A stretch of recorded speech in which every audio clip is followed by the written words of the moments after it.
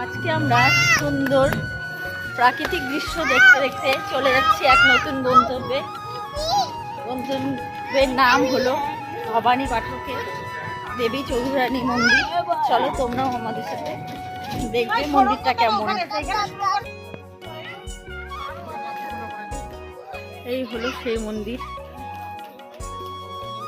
এটা হলো মন্দিরের চারিদিকে বাউন্ডারি প্রাচীর। আমরা সকলে মিলেই এসেছি। চলো যাওয়া যাক মন্দিরের ভিতরে।